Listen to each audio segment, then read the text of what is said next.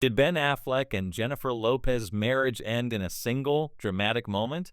The truth is far more devastating. According to Ben's March 2025 interview with GQ, there wasn't one. There wasn't a fiery fight, a shocking betrayal, or a public scandal that tore them apart. Instead, it was something far more painful, a slow, daily unraveling, 1,000 tiny moments that chipped away at them both until there was nothing left. The world searched for a breaking point, but Ben reveals that sometimes love doesn't end with a bang. It ends quietly, in the ordinary moments no one ever sees. To understand why Bennifer 2.0 was doomed from the start, we have to rewind to 2002.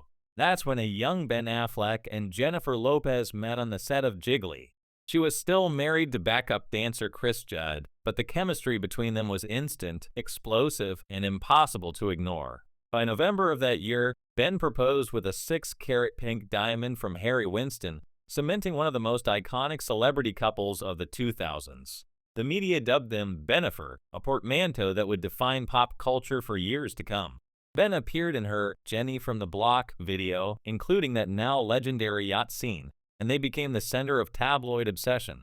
But the fairy tale couldn't survive the glare of constant attention. The failure of Jiggly, which earned just $7.2 million worldwide, turned public fascination into ridicule. Paparazzi were relentless, and the couple felt suffocated. In September 2003, just days before their planned wedding, they postponed it, blaming the media pressure. 4 months later, it was over. Jennifer married Mark Anthony, and Ben moved on with Jennifer Garner, eventually marrying her in 2005. Both couples had children and later divorced, leaving the first Bennifer as a cautionary tale of fame-destroying love. Fast forward to 2021.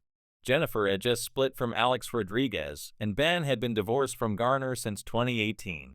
The world watched in disbelief as the two reunited, making appearances together in Los Angeles that set social media ablaze. Bennifer 2.0 was born, and for a moment, it seemed like time had given them a second chance. They walked the Venice Film Festival red carpet, their first public appearance together in 18 years, performing their reunion for the world. Jennifer announced their engagement with a tearful video in April 2022, followed by a Vegas elopement in July, and a Georgia ceremony at Ben's estate in August. She even released an album and documentary called This Is Me Now, celebrating the greatest love story never told. But beneath the glitter and the headlines, trouble was quietly brewing. Ben agreed to participate in Jennifer's documentary, sacrificing his privacy to support her vision. Every time he spoke on camera about their private life, he chipped away at his own boundaries, slowly erasing himself to preserve the image of their love. It was the first sign that things were not as perfect as they appeared. The Grammy Awards in February 2023 offered the world a glimpse into Ben's internal struggle. Jennifer looked radiant, performing for millions, while Ben appeared as though he were being held hostage. His face, captured in countless memes and viral clips, betrayed active psychological pain. Body language experts noted his discomfort, reading every subtle movement as signs of tension and incompatibility. He leaned in to whisper to Jennifer. She stiffened, responding sternly, and his expression didn't change. This wasn't rudeness. It was a nervous system screaming for relief, a man trapped in the impossible balance of public performance and private survival.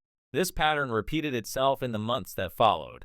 At the premiere of Mother in May 2023, tension on the red carpet was visible. A viral video later showed Ben slamming a car door after Jennifer got in, a small but telling gesture of frustration. The documentary aired in February 2024, intended to celebrate their love, but watching it made it clear that Ben's discomfort had always been there.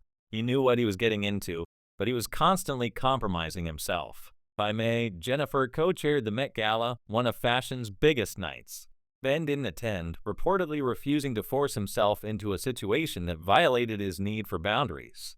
By April 26, 2024, Jennifer and Ben's separation became official, not with fireworks or confrontation, but quietly in the spaces where their lives no longer aligned. In May, the rumors exploded. The couple had not been photographed together for weeks. Ben moved out of their $68 million Beverly Hills mansion and was spotted without his wedding ring.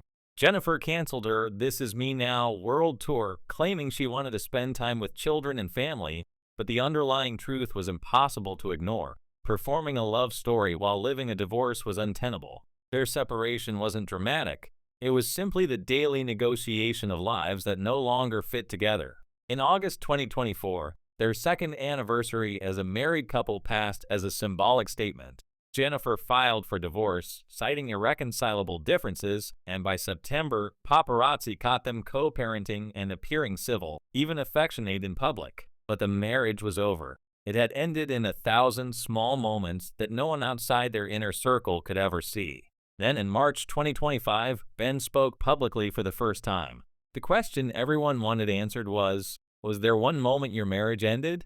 His response reframed the entire narrative. There was no scandal, no dramatic event, no singular betrayal. It ended in the quiet, mundane, daily grind of trying to be someone he wasn't, of constantly negotiating between public appearances and private survival. Every award show, every interview, every moment captured by the cameras wasn't the moment. It was evidence of an ongoing process. Ben revealed the painful truth about compatibility. Jennifer thrives in the spotlight.